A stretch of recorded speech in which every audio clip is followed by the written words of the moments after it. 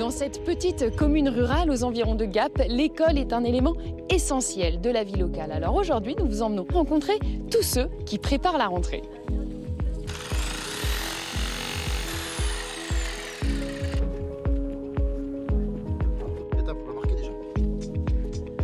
Pour vous, ça se passe bien cette rentrée parce qu'on a déjà une école toute neuve, c'est ça, ici? Tout à fait, c'est une école toute neuve qu'on a inaugurée l'année dernière. La rentrée s'est faite à la Toussaint.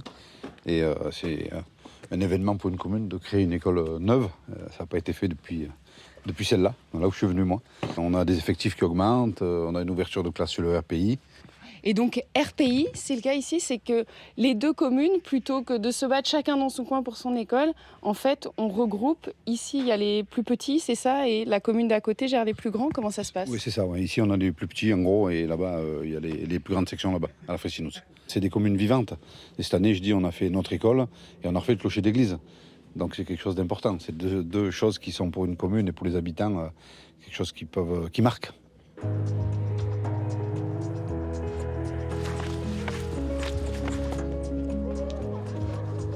Bonjour Manon. Bonjour.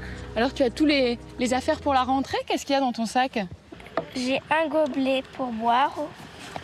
J'ai 2 trousses. J'ai un agenda pour écrire les devoirs. Moi, j'appelle une licorne Pégase parce qu'elle a une corne et elle a des ailes. Et là, comment ça se passe à la rentrée? Tu changes? Je change d'école. Ouais. À la Fraissinet. T'es contente? Oui. Pourquoi? Je vais connaître d'autres copines, d'autres classes et d'autres maîtresses. L'ouverture de classe, on est content parce que justement, il y aura peut-être des plus petits, des classes un petit peu plus petites, plus légères pour les maîtresses, donc plus disponibles. Donc c'est pour ça, c'est chouette aussi. Alors pour la rentrée, forcément, tout le monde a envie de se faire beau. Donc celle qui a une grosse semaine, c'est la coiffeuse du village.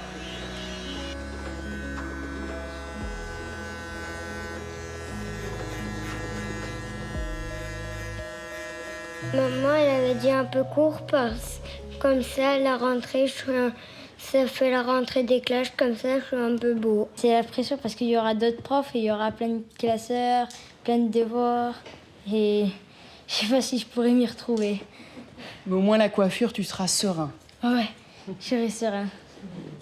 On les rassure, on leur donne des bonbons à la fin, ouais, ça va. Mais oui, c'est sûr que l'école, ouais, c'est pour tout le monde pareil. Hein. On a un peu la trouille.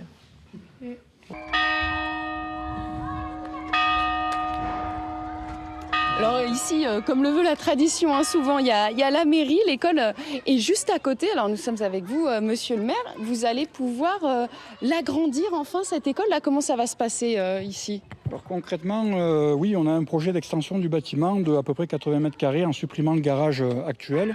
Vous espériez peut-être une ouverture pour cette rentrée, mais finalement les travaux, c'est quand même, ça prend du temps. Oui, alors c'est même pas les travaux qui prennent du temps, c'est les réponses aux subventions. On a monté des dossiers en 2022 et pour lesquels on attend toujours les réponses de certains partenaires. Alors ceux qui reviennent à l'école avant les élèves, ce sont bien sûr les enseignants en train de préparer leur classe.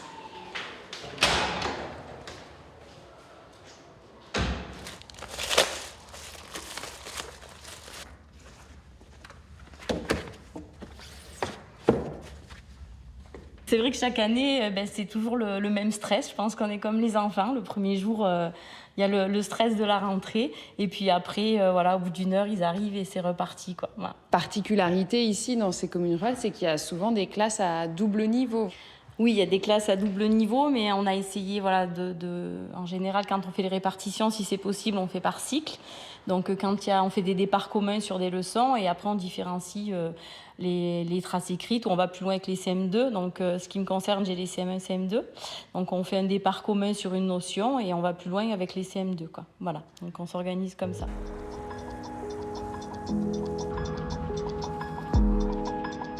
Ils sont donc 173 jeunes habitants à retourner à l'école et vous l'avez vu, tout est fait pour que même dans ces communes rurales, leur rentrée se fasse dans les meilleures conditions.